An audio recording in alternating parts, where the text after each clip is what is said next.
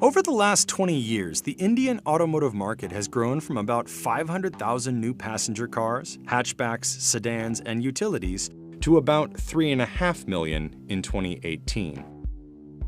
The market has an expected compound annual growth rate of about 5 to 6% over the next 10 years. But some automakers have struggled to make it work.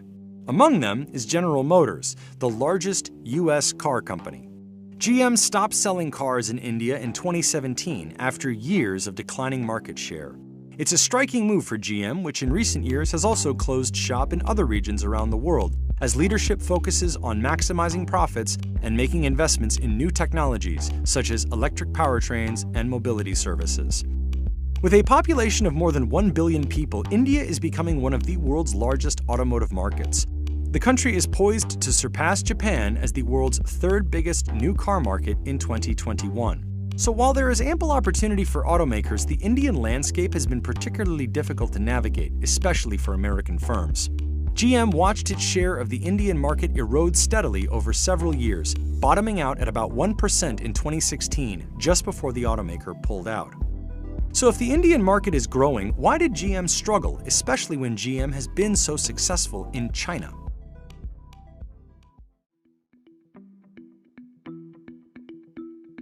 To be fair, quite a few automakers tend to have difficulty in the Indian market. First of all, India is a massive country with a diverse population of roughly 1.3 billion people. India, I think we are definitely a complex market. The income levels are quite heterogeneous. We are divided actually into urban India and rural India. The consumer requirements are actually different. Even the needs are different in both these markets. There are a few criteria a mass market automaker ought to meet. They are fuel efficiency, resale value, proximity of service stations, and the affordability of parts and low servicing costs. I think first thing is price. We are a country with a very low per capita income. Indians are very price sensitive. But price is not the only factor. So now the customer also needs some more value, for example, styling elements. And then I think a consumer also wants a global brand. They want a brand which is aspirational. The consumer wants an overall combination of all P's. It may be product, it may be price, it may be positioning, which makes the things quite complicated for OEMs. These might seem pretty attainable, but many automakers have struggled to meet these in the country. There are a couple of companies who have managed to crack that code, and there are several more with shares of the market ranging in size from small to smaller. By far, the most successful automaker in India is the Japanese firm Suzuki, which alone owns half the Indian market. Suzuki has enjoyed something of a first-mover advantage. It was the first major automaker to enter India, and it did so through a joint venture with Indian manufacturer Maruti. Suzuki also specializes in highly fuel-efficient vehicles, which are extremely important in the Indian market. After Suzuki, Korean maker Hyundai is the second largest, with 16% of the Indian market. After that, Indian, Japanese, and Korean makers such as Honda, Tata, Kia, and Mahindra all more or less have equal degrees of market share. Kia in particular is a relatively late-coming brand that has been able to succeed in India. I think an excellent example is Kia Motors, which recently entered. It was a new brand and they gave a great proposition. They were in SUV segment, and I think suddenly right from the month one, we saw a great success for this OEM in India. Then the remaining 10% of the market is made up of others such as Ford, Renault, BMW, and Nissan.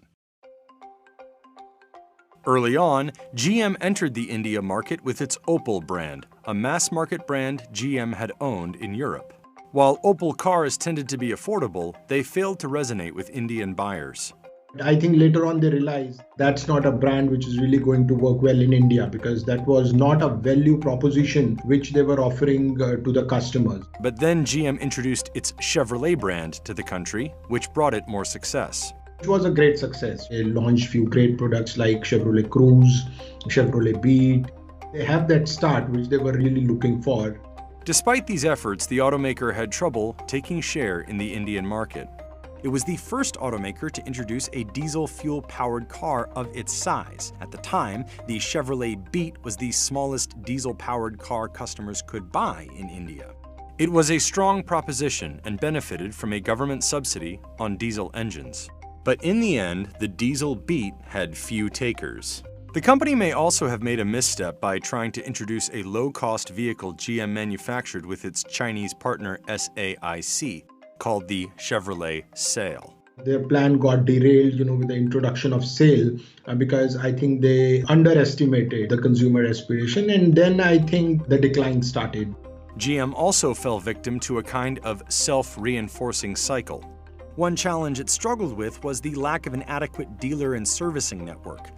More premium brands, such as Mercedes and BMW, often attract customers with the means to travel further for service and sales. But mass-market brands such as GM's Chevrolet are targeting middle-class buyers who value convenience. Dealerships in India often sell a single brand, so GM's low sales volumes meant a single dealer might sell only a handful of cars in a month and risk taking losses on the costs of running the business. In the end, such low market share made it difficult for GM to justify maintaining a presence in the country, and the automaker officially stopped selling cars in India on December 31, 2017.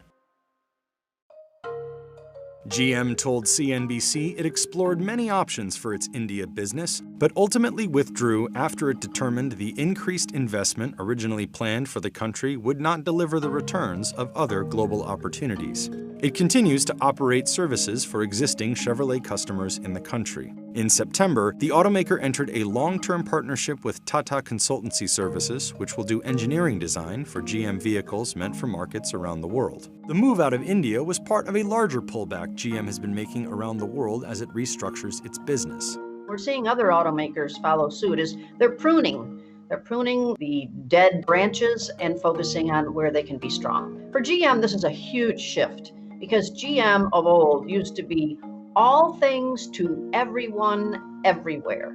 And it has now decided that is not the proper strategy.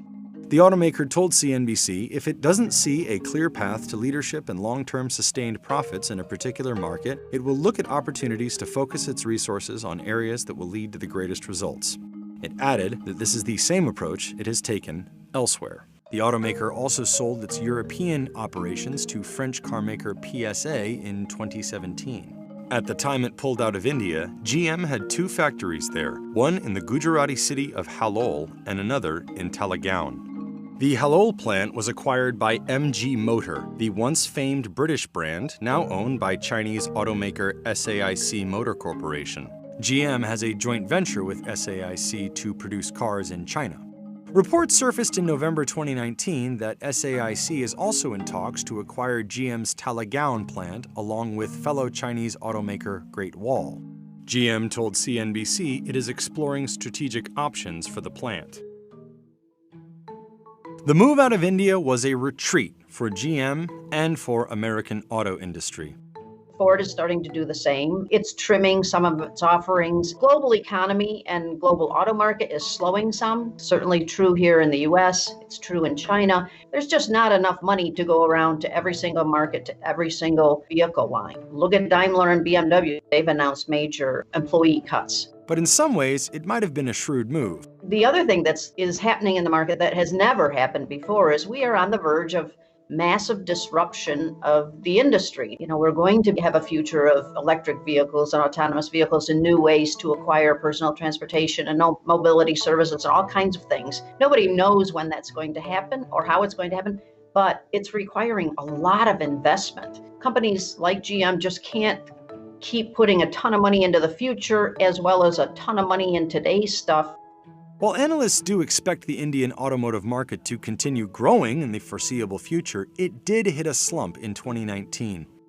Maruti Suzuki sales were growing until February 2019, but have slipped every month year over year until October. Suzuki said in November that the slowing Indian market was one of the factors behind the company's falling overall sales and net income in its second fiscal quarter. So I think right now the market is going through turmoil. Our economy is struggling, and if we really talk about the automotive market, we are talking about a decline of minus 14% in 2019 calendar year light vehicles. So obviously, this year is the kind of degrowth happening which has not happened in last 2 decades in India. 2020, we are just talking about a kind of a flat growth. But then going forward in 2021, 22, 23, the assumption that our economy should be back, the GDP growth rate will start growing above 7%. Indian automotive analysts note the country's auto industry has to contend with the relatively recent rise of mobility services, such as ride-hailing. The potential of these competing technologies is still unknown, but could affect how interested in car ownership Indians remain in the future. In the end, GM did make some of the right choices when trying to go into India. GM was right in terms of localizing their products, typically for the Indian market, making it in line with the taxation because they were able to save tax. But at the end of the day, they were really not able to match with what the competitors were offering.